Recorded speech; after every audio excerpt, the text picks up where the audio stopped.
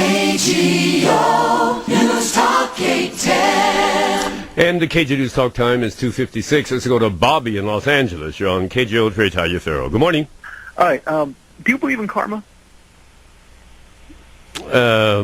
What? Define karma. For every action, there's a reaction. There might be. Mm-hmm. Okay. Now, if you believed in karma, then I question, and I mean this in a respectful way, by the way, I question if you've really thought about certain things. For example, on the one hand, if someone is suffering from physical or mental pains, I personally would feel guilty saying, hey, follow my religion. My religion is the best way.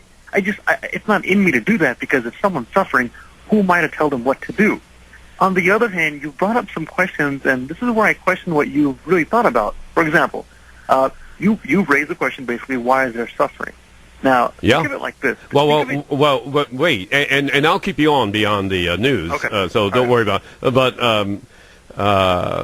I bring up the question of why is there suffering when someone tells me that they believe that their God made everything, their God is perfect, and so forth. That's when I say, well, then why is there suffering? In other words, why would someone who has the power to make us, to make the planets, to make the universe, and make it beautiful and so forth, why would that someone crap on us by making some of us crippled, blind, in pain, heart disease, all these other things? Why would that someone not use all that power to make it good? Right. And obviously, as a regular human being, I don't have the answers to those questions. But how far have you gone with your questions? And this is why I wanted more time. For example, if you were to say, why are people born poor? Why are there people who don't have money, who don't have clothes, who are freezing on the streets? Essentially, then, you cannot have people who are rich, because without rich, there can't be poor, and vice versa. So the next question would become, then, how much money should everyone be making? Can we have a life where we all make the same amount of money? Sure you can. Maybe God can make us all have the same amount of money. But if we all made the same amount of money, incentive goes away. Ray Taliaferro might not have a talk show. There might not be doctors. There might not be movies, because everyone's making the same amount of money. Or forget that example. What about food? There's another example here, food. If you ask the question, why are there so many people out there who are starving and who don't have food, then that means you want all of God's creatures to live equally and be peaceful, right? Absolutely. If that's your answer, then that means you would have to consider animals. That means human beings would not be able to consume animals, because those are God's creatures. And not just animals. You could not consume onions, tomatoes, because these are forms of life. You couldn't chop down trees. These are forms of life. If you can't chop down trees, how do you build shelter? That means human beings would freeze, and you would question God for having human beings to freeze. Then the next question becomes, well, fine, why did God make us to suffer like this? Why do we have to freeze? Why do we have to starve from hunger? That's because something in our genetics, over time, over evolution, made us this way. Then the next question becomes, well, Bobby in Los Angeles, why were we made this way? Well, then you have to ask the question, why are human beings put on Earth? Do you want us to have feelings? Do you want us to have genes that allow us to adapt? Do you want us to have genes that allow us to have pleasure? If the answer is no, then you're basically saying everyone should be dead and we shouldn't be on planet Earth. If your answer is yes, then you have to accept the fact that genes change, people freeze, people need food, we have to chop down trees, some people got to... Well, hang on now. I have to... I'll put you on hold, and I'll be back with you in a moment. This is the KGO, San Francisco, Oakland, San Jose, 0. I have a gentleman named Bobby from Los Angeles on. And, Bobby, you painted quite a picture prior to the news, but just let me say this before I address your picture, and that is... some people will say, well, gosh, Taliaferro, why are you angry with God? I'm not. I am not angry with God.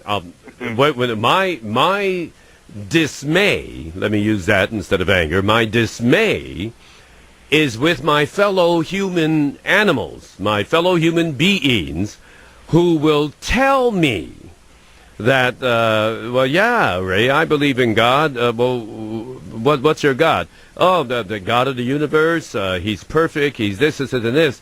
Because if you tell me that, then my dismay is with your belief, not with the entity that may or may not be there. Because I don't know about that entity, and you don't know about that entity. You simply have faith that what you believe about the entity is it. So that's the difference. Like somebody will say, "Oh boy, Ray is really angry with God." No. I have discussions and express dismay with my fellow human beings and their concept of what they think God is. Because if you say God is perfect, and a lot of people would say that, as you know, then I've got to start questioning. Well, if your God is perfect, how come he produced so many babies who are crippled, and things like that? So that's why I'm not angry with God, because I don't even know that there is one. There might be, and if there is, cool. If there isn't, cool. What I'm dealing with is what I know exists, and that's you and me. Right, but I'm questioning how consistent you are with your questions. I understand your frustration, anger, whatever you want to call it. I mean, if people are suffering, I am not going to tell them, "Hey, folks, would you like to join my religion?" If I did, I'm not a preacher. You know, my parents are from India. I do what I can in terms of understanding this. But, for example, you believe in aliens. Now, you don't have proof of aliens, but you believe in them, which I do too. I believe they're out there. How is it you were... Well, wait a minute. You never heard me say I believe in aliens? Truly, I have never. No, Bobby, I've never. What I say when it comes to that is, I don't know. Just like somebody says, well, do you believe there's a great God that created? I don't know. Now, how can you say you don't know? Well, because I don't know. I don't know how we got here. I don't know how the universe got where it is. I don't know that. I would hope that through a period of time, I guess, generation after generation after generation, as we learn more and more and more, going all the way back to Galileo, who constructed a tiny little telescope, and now we're getting bigger telescopes, and now we're coming up with more scientific approaches to that sort of thing. And at some point, I would hope that human beings on planet Earth, and maybe some of the ones on Mars, if they want to come over and try to work with our scientific community, so maybe we can figure it out. Right. So, okay, but when it comes to, for example, when I gave you that analogy about, eating food and the plants and the shelter and being poor and rich, and, things like that in terms of measurement, that's why I asked you if you believe in karma. You're asking the questions, why does God let this happen? When I bring up points like this, I mean, do you have an idea of how things have a reaction? For every action, there's a reaction. Do you understand how things get laid out over time? For example... No. One example, Yeah. For example, you brought up one great example you brought up is, I think you're being sarcastic, maybe. Sorry if I'm wrong. You said, why does God allow give people the urge to have sex and make babies, and then the babies suffer? Yes. You'd understand that the urge that we have now might not have been the same urge that people had in the caveman days. For example, if there was no electricity at night and the caveman was farming on his land trying to kill a tiger to eat, and he was suffering in the cold, he might not be in the mood to put on a porno and have sex at 12 midnight. Well, fine. And if you're God, if your belief in God, if what you believe is an entity that created the type of conditions that you've just expressed, that's cool. Don't tell me that your God is perfect, your God is the greatest, and because my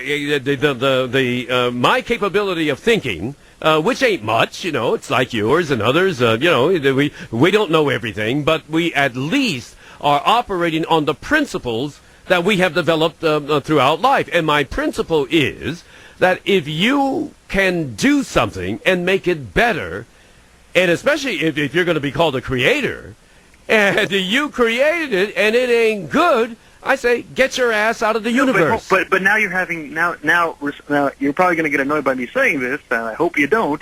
You're having it both ways now. On the one hand, you're saying basically you're implying, Bobby, I get your point, I understand your logic, but it's still crap going on in the world. I don't understand it. Therefore, screw God. I don't believe in anything. Yeah, right. And no, please. Wait a minute, Bobby. I don't say screw God. I say screw the concept that people have that God is perfect. That their God is perfect. Because my definition of perfection is that if you have the power Because I know if I had the power, because what little energy I have, I use it for good. And so my goodness, if I had the power that some people say their God has, my goodness, this world this world would be wonderful. Believe me. Hold on. Now, when you bring up, for example, the bomb issue, that's a great example.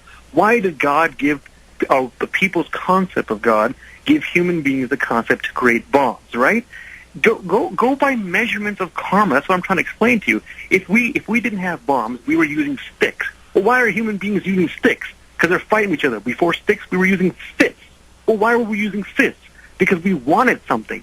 So it was a human being's desire to want something that created conflict that evolved over time. Then that validates my that we ain't got a perfect God up there. Okay, but then hold on. Now, when you bring that part up, this is when I question how much studying in world religions you've done.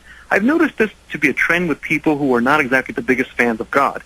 They will go by the actions of Christianity and Islam, where some of them, those people say, my God is the best, and if you don't believe in my God, you're going to hell. They take those examples and they run with it.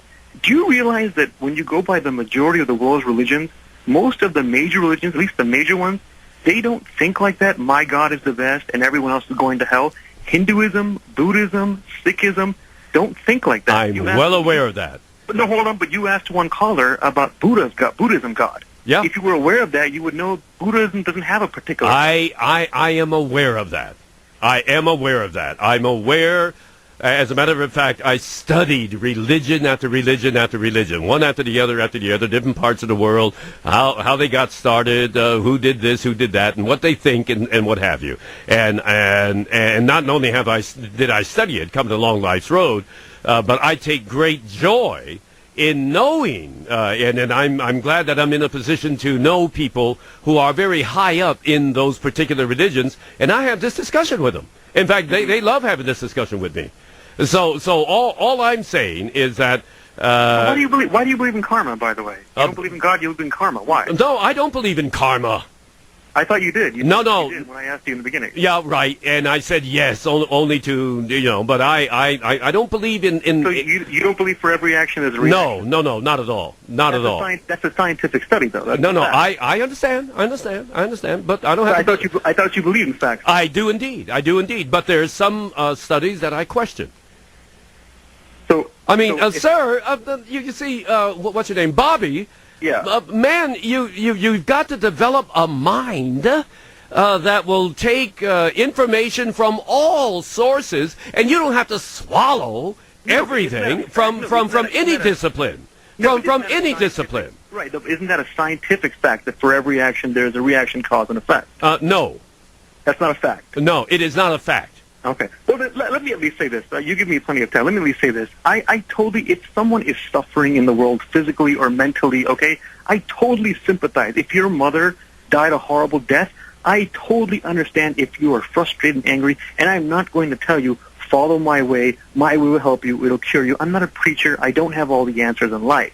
But all I'm asking you to do is, if you're going to bring up questions, because I don't have all the answers, and I understand that people are angry and bitter. God forbid, if people are suffering, I understand that. Okay, I sympathize. I'm not cold-hearted. But if you're going to question certain things, and why don't you go all the way with your questions? And why do you pick and choose? You say it's not a fact that for every action is a reaction. It is a fact. That is a scientific fact. It is not a fact. It's not a fact. It's a theory. So, no. It's a theory, sir.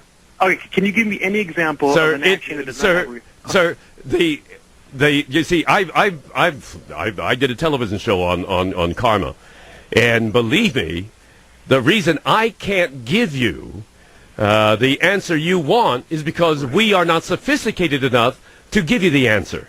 Right, there you go. We're not sophisticated enough. That's exactly right. Right. So just because we don't know doesn't mean it doesn't exist. Exactly. That's why I raise instead of telling you, oh yes, that's true. I say I don't know. Right, but then at the same time, if you say you don't know, that means you're open-minded. Yeah, absolutely open-minded. Absolutely.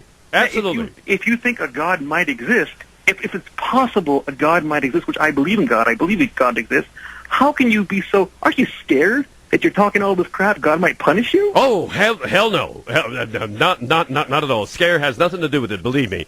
The thing that bothers me about the whole God thing is when you have, and when I see it, and you see it too, all of us see it, when there are people whose concept of God is that God is perfect and God can do all this stuff, while that person feels they were created by God and they're suffering like hell. Okay, right. Okay, my question was wrong. Then what I should have asked you was, why say things that are so mean and hateful if you are someone preaching that human beings should be doing better on the world? In other words, if you're saying we shouldn't fight and have wars, which I agree with you, aren't you kind of contradicting yourself by doing something non-basic, by just being mean on the radio? No, I'm sorry, Bobby, if I come off mean on the radio. A lot of people, in fact, you ought to see my email. Thank you for what you're saying. So, Bobby, you're calling from Los Angeles saying I'm mean on the air. I'm looking at 17 right in a row, 17 email messages that have cropped up here just in the last few minutes. Oh, thank you. It's great hearing you. So 1 to 17 ain't bad. No, I know, but when you brought up the question, what did you say? You said God, you wanted God to have your personality. I mean, do you really? Absolutely, yes, I do. Yes, I do want God to have my personality, and I want God to have my principles. Because when I see someone's in trouble, I go to help them. Right, but when people disagree with you, don't you call them names? Don't you press the red button? No, I don't press the red button. I mean, when people disagree, I've heard your program over the years. Yeah, well, no. I just disagree. I conduct a very wonderful talk program where I have been number one in the ratings for years. So I'm obviously just on any topic alone. If you're going to preach, hey, Bobby, please. We've been talking now almost a half hour. I'm behind in my spots. I gotta let you go, but I appreciate your call. Thank you for your time. Okay, I appreciate your call. I do my program the way I do it because it makes for an exciting program. I'm not going to sit here and give some kind of slow philosophical pontification. This is why my board's ringing off the hook. And I've loved it. And I love being number one in the ratings. And that's because it's kind of exciting. My God. Your God. Thank you, Lord.